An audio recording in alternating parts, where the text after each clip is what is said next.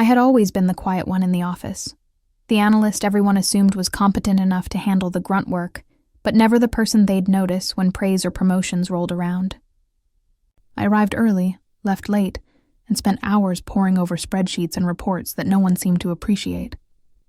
My work was meticulous, precise, often the backbone of decisions made in the glass-walled conference rooms, yet it rarely earned more than a passing nod from the executives who prided themselves on charisma over substance.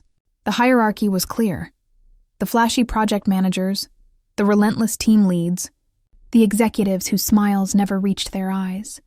Those were the people who commanded attention, who got invitations to lunch with the board, who were photographed in company newsletters. Meanwhile, I remained invisible, tucked into a cubicle with a view of fluorescent lights and the hum of printers. I watched as favoritism played out openly. Certain names always received accolades, bonuses, or subtle gestures of approval, while mine was conspicuously absent. I kept my frustration buried, like a secret wound, a mix of anger and disbelief at the injustice. I knew I had the skill, the insight, the instincts, yet every opportunity seemed to slip through my fingers. Meetings were exercises in patience, each comment I made politely acknowledged, then quickly overshadowed by louder voices, confident smiles, and the implicit promise that the world belonged to the chosen few. And yet, beneath the calm exterior, a storm of suppressed ambition brewed.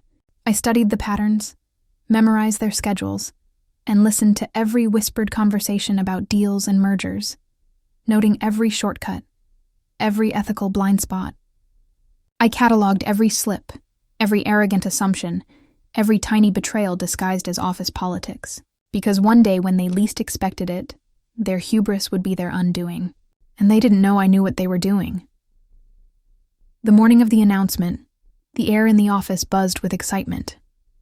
Hushed whispers floated through the cubicles as people speculated about the $300 million merger, imagining promotions, bonuses, and upward mobility that seemed just out of reach for most of us. My colleagues practically vibrated with anticipation, their eyes bright, their conversations punctuated with laughter and self-congratulatory remarks. I, on the other hand, felt a tight knot of skepticism in my stomach. I had seen enough corporate deals to know that flashy numbers and press releases rarely reflected reality. As the executives strode into the room, dripping with confidence and perfectly tailored suits, the crowd erupted into applause.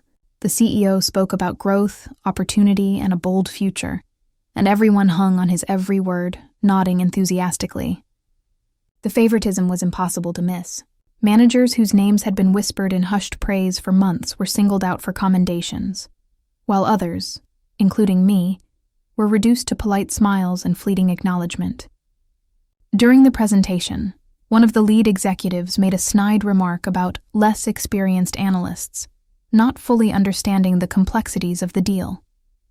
A few colleagues chuckled nervously, but I felt the sting keenly, my ideas and previous contributions dismissed in a heartbeat. Even as the office buzzed with excitement, I kept my thoughts close, my outward demeanor composed. I studied the executive's body language, noted the subtle alliances forming, and sensed the fragility behind the bravado. There was something off, a tension beneath the polished surface, a hint that not everyone was playing fair. And deep down, I knew this merger would become a battlefield, one that would test more than just spreadsheets and projections. It would test loyalty, ethics, and who truly held the power. It didn't take long for the cracks to appear. I noticed small inconsistencies in the reports, key figures missing, projections that didn't add up, assumptions that seemed deliberately skewed. At first, I brushed it off as oversight, but the patterns became impossible to ignore. Executives were quietly manipulating data, selectively sharing information with board members, and spinning narratives that painted them as infallible, while erasing anyone who might question their decisions. My stomach tightened every time I caught another discrepancy. Memories of past injustices flashed in my mind. Months ago, I had discovered a critical error in a high-profile report that could have cost the company millions. I had reported it promptly, yet the executive responsible received a bonus, while I was whispered about as overly sensitive and too cautious. Another time, during a presentation, I had suggested a safer approach to a risky deal, and my concerns were laughed off in front of the team, leaving me red-faced and humiliated. Those moments, once bitter and sharp, now fueled my vigilance. I began cross-referencing emails, scanning spreadsheets for anomalies, noting every small deception, every gap in the executive narrative.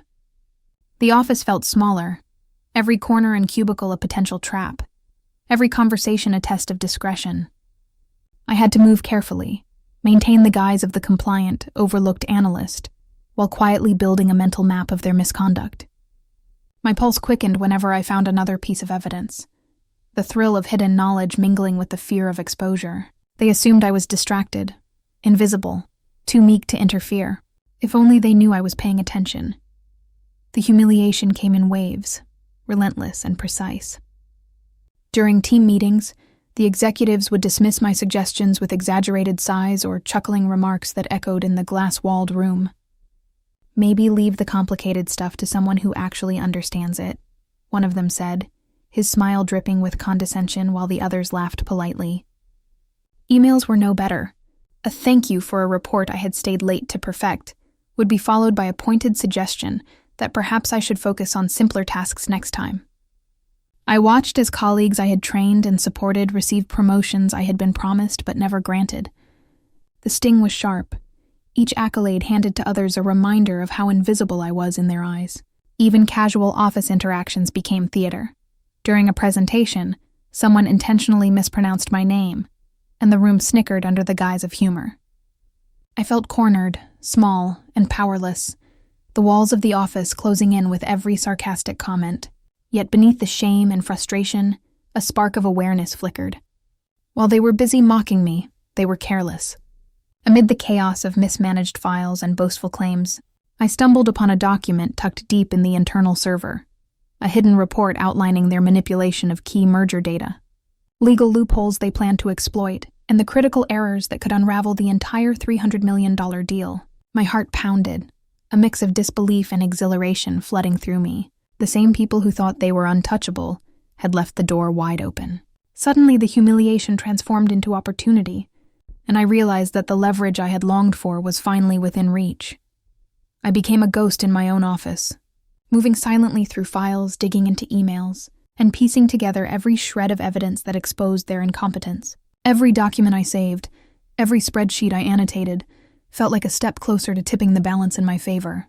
I memorized server passwords, tracked access logs, and noted every careless mistake in their communications. The tension was unbearable. More than once, I froze mid-search when footsteps echoed near my cubicle, hearts pounding as a manager passed just a few feet away. One day, I nearly got caught scrolling through confidential reports when the IT director leaned over my shoulder, asking a casual question about a routine file. I stammered an explanation, forcing a smile while my pulse raced like a drumbeat of danger. Yet despite the fear, there was exhilaration too. Every near discovery made the stakes sharper, the risk sweeter. I imagined the consequences if anyone realized what I held in my hands. My career erased, my warnings dismissed, perhaps even accusations thrown my way to discredit me. But I couldn't stop. Each email revealing deliberate misinformation, each internal report showing unethical shortcuts, was a piece of the puzzle that would eventually expose them fully. The excitement and dread intertwined, feeding my resolve. I knew that if they realized what I had, I'd be erased. But for the first time in years, I wasn't powerless. I was prepared, patient, and dangerous. I spent nights replaying every slight, every sarcastic comment, every overlooked report, turning them over in my mind like pieces of a puzzle. I realized that brute force wouldn't work. Rushing would only alert them, and I needed patience. I began sketching strategies, imagining how I could leverage the evidence I had gathered without exposing myself too soon. In whispered conversations with a trusted colleague, I tested ideas carefully, gauging reactions, seeing which plans felt feasible and which were too risky. "They think they're untouchable," I murmured one evening, reviewing the spreadsheets on my laptop. My ally nodded, eyes wide, understanding the gravity of what I was saying. I contrasted the person I had been, ignored, humiliated, powerless, with the version of myself I was becoming, patient, calculating, in control. The humiliation of the past fueled my determination, but it was the thrill of holding unseen power that consumed me. Every meeting I sat through, every joke at my expense, became part of a larger tapestry I was weaving.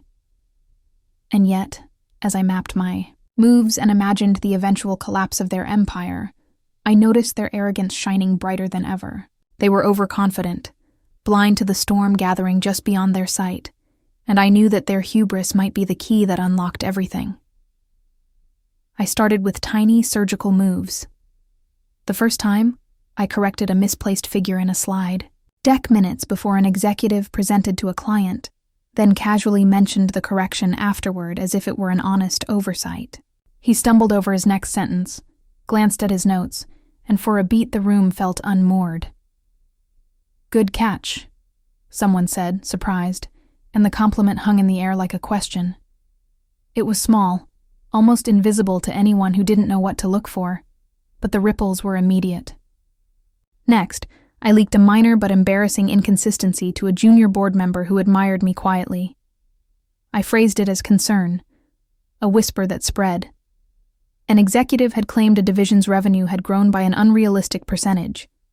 I sent him the original spreadsheet footnote that proved otherwise. In the next town hall meeting, he fumbled through explanations, colors rising in his face. Colleagues glanced at each other, eyebrows arched, and I felt something shift under the office skin. I took pleasure in correcting public statistics they touted as victories, not out of malice but from an exacting sense of justice. When a press release inflated customer retention numbers, I cross-referenced the source and left a correction in a draft email to marketing, then watched as the CEO read it aloud, his practiced cadence breaking on the updated figure. Murmurs spread like a subtle contagion. The executive's sleek armor of certainty developed hairline cracks. There were more tactical moves, anonymizing a set of internal comments that revealed a manager's confidence in a flawed projection, forwarding them to compliance with a neutral note. The compliance team opened an inquiry that dragged one arrogant VP into a week of defensive meetings. He stormed around with the same soundtrack of bravado, but it no longer landed with the ironclad authority it once did. People began to hesitate before they repeated a bold claim or dismissed a careful analysis. In conversation, I used gentle barbs that sounded like curiosity. "Did you double-check the retention cohort for Q3?" I asked in a casual tone while standing by the coffee machine. The executive who had scoffed earlier made an awkward laugh and promised to follow up. That night I received an apologetic message from a mid-level manager who admitted he had always felt defended by those executives, and the sudden cracks were disorienting. "Whatever you're doing, keep it up," he wrote, a line that felt like proof the tide was turning. The office noticed the change. People who had once accepted every confident assertion began asking for sources and footnotes. Conversations that had been performative grew cautious and more evidence-driven. My presence remained quiet. I still kept my cubicle, still smiled at meetings, but my influence grew in the margins. The executives, meanwhile, tightened their circle, scheduling more closed-door sessions and defensive rehearsals. Their public swagger changed into guarded statements. Each small victory was a stitch in a fabric I was slowly unraveling. I didn't celebrate loudly. I saved my breath. The plan was patience, and the plan was working. I kept a list, a growing index of moments where truth and lies diverged, and I updated it daily. Sometimes I would leave a printed summary on a shared table with a sticky note that read, "For review," small nudges that made people open things they might otherwise ignore. Those mundane acts of exposure accumulated into suspicion. I felt the delicious tension of being seen and unseen at once, and every day their hubris grew bolder, blind to the quiet avalanche I was triggering. The day of the investor call, the office hummed with nervous energy, executives preening in their tailored suits, ready to charm and convince. I sat quietly at my desk, laptop open, pretending to review unrelated reports, every sense alert. They were about to make their grand pitch for the $300 million merger, oblivious that one small misstatement could undo everything. As the call began, I watched the lead executive confidently state projected revenues that I knew were inflated, pausing to emphasize figures that didn't exist. My stomach knotted with both anticipation and fear. If I spoke now, I'd expose myself. But if I stayed silent, I risked letting them tighten their grip on the narrative. Minutes passed, and a junior analyst on the call hesitated, asking for clarification, drawing attention to a critical discrepancy I had flagged weeks earlier.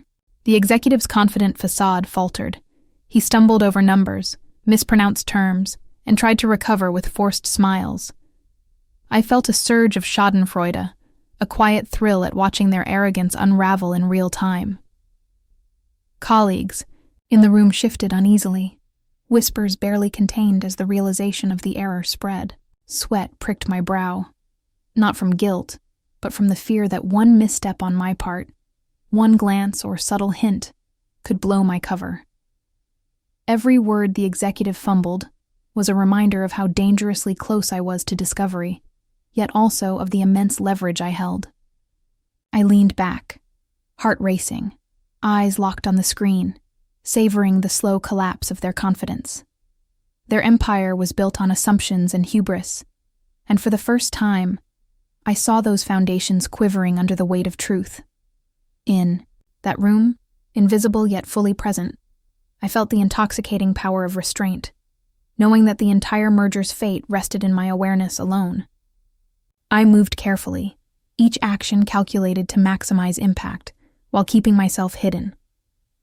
Over the course of a week, I leaked selective pieces of evidence to regulatory authorities and a few trusted board members, documents showing financial manipulation, misleading statements, and reckless decision-making that the executives had assumed no one noticed. The response was immediate. Emails began flooding executive inboxes, terse messages demanding explanations, defensive memos that tried to spin the revelations as minor oversights. The confident, arrogant posture they had carried like armor now faltered. Board meetings that had once been stage-managed performances of certainty turned tense and jittery, with executives stumbling over answers, fidgeting with pens, and exchanging glances that betrayed panic. The office buzzed with an undercurrent of whispered speculation. Colleagues who had once avoided eye contact now glanced at me with curiosity and quiet admiration.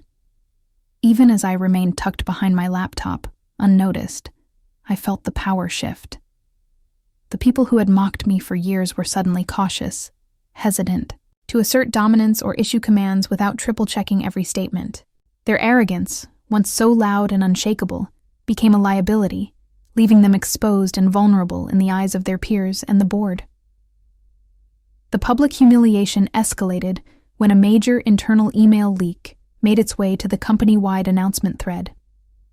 Executives attempted damage control, but the tone was defensive, reactive, and telling, far from the polished confidence they had displayed during presentations. Staff murmured, exchanging sideways glances, sensing the cracks in the hierarchy that had once seemed unbreakable. Each forwarded memo, each pointed inquiry from authorities, amplified their embarrassment. I watched silently, savoring the precise moment when arrogance collided with accountability. The contrast was stark. The powerful, self-assured leaders who had overlooked me were now cautious, exposed, and scrambling to contain the fallout. And in that shift, I realized the tide had fully turned. I was no longer invisible. I was the force they hadn't anticipated. The day the merger officially collapsed, the office felt like a pressure cooker finally venting. Headlines circulated within minutes. Regulators halted the deal, investors withdrew, and internal memos detailed the executives' unethical practices for all to see. Meetings that had once been arenas of power and performance transformed into arenas of panic and despair.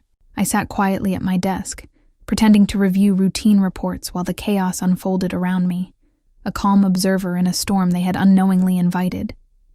Executives who had once strutted through the halls with inflated confidence were now red-faced, mumbling apologies during hurried calls, and forced to draft public statements acknowledging mismanagement and oversight. Their carefully cultivated reputations crumbled in real time, every arrogant claim dismantled by the evidence I had uncovered and released strategically. Colleagues whispered, eyes darting between the shattered leaders and me, Sensing the unspoken truth, the one they had ignored, ridiculed and underestimated, had orchestrated the reversal. Emails circulated, some from panicked staff, others from higher-ups demanding explanations. I watched as the board demanded immediate resignations. Compliance teams interrogated department heads, and HR coordinated damage control, all fueled by the undeniable proof of wrongdoing. There was no spectacle of shouting or confrontation on my part, no dramatic flourish. My satisfaction was quiet, measured, and complete.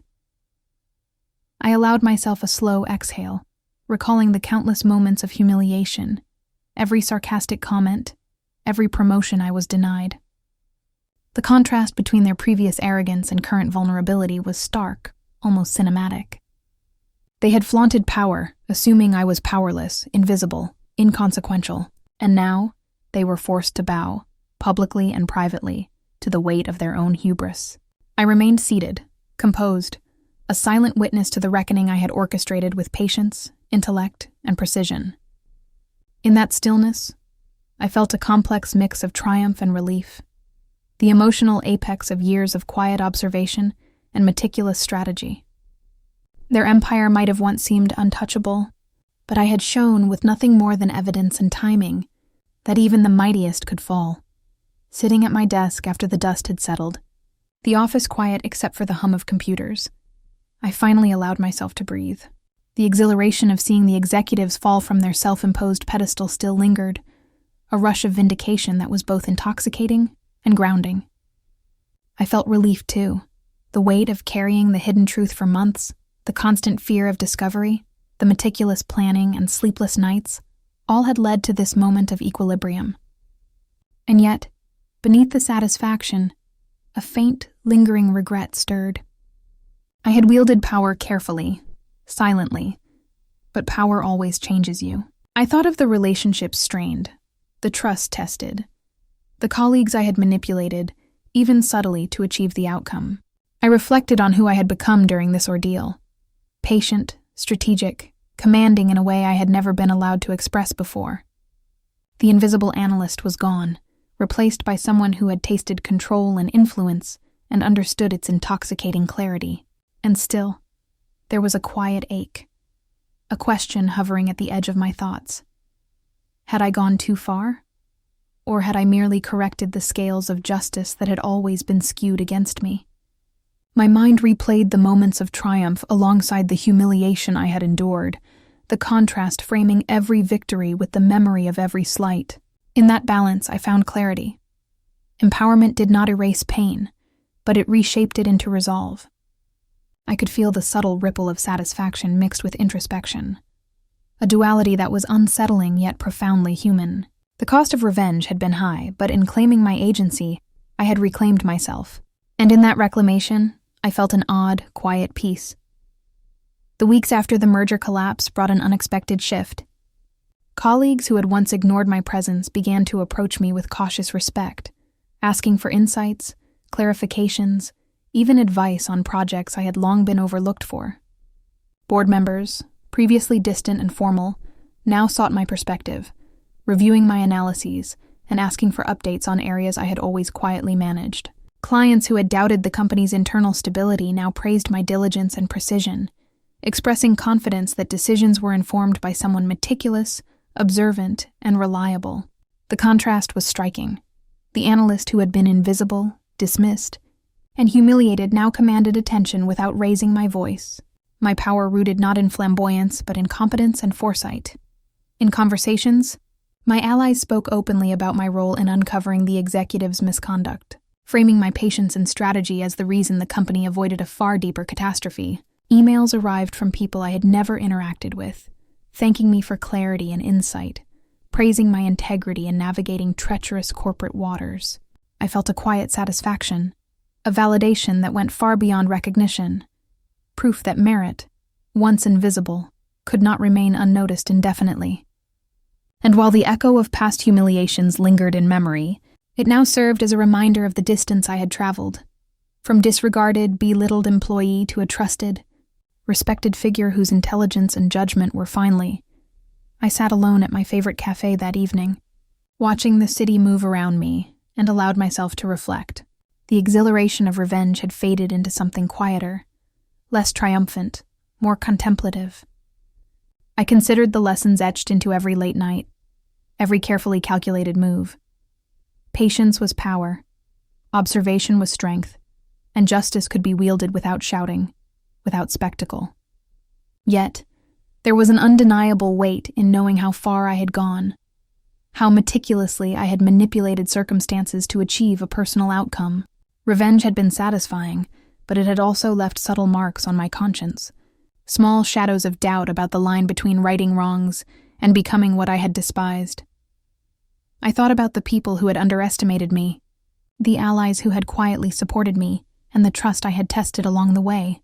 There was clarity now. Empowerment was not simply about toppling others, but about reclaiming agency and ensuring integrity prevailed.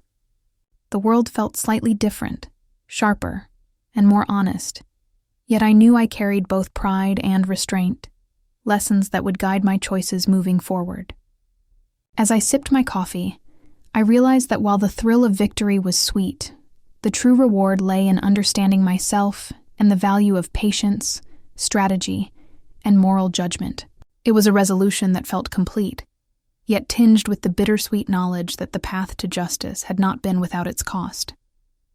Just as I began to feel the calm of closure, a casual remark from a junior executive caught my attention. "I heard you handled the merger fallout." "Impressive," he said, smiling politely, but there was a flicker in his eyes, a hint of skepticism that didn't sit right. Later, I noticed subtle movements in the office, an overlooked executive quietly observing my interactions, asking pointed questions about minor projects, and taking notes that seemed innocuous at first glance. Their posture was relaxed, their tone courteous, but I felt the familiar twinge of unease. They were measuring, calculating, and possibly planning their own game. I realized that the same hubris I had exploited once could resurface in new ways. Someone else could attempt to undermine me, to reclaim dominance I had so carefully earned. It was a reminder that vigilance never truly ended, that the office ecosystem was cyclical, and that battles were rarely final. I smiled inwardly, the thrill of anticipation mingling with caution. Though the past had been mine to shape, the future held new challenges, and I knew the story was far from over.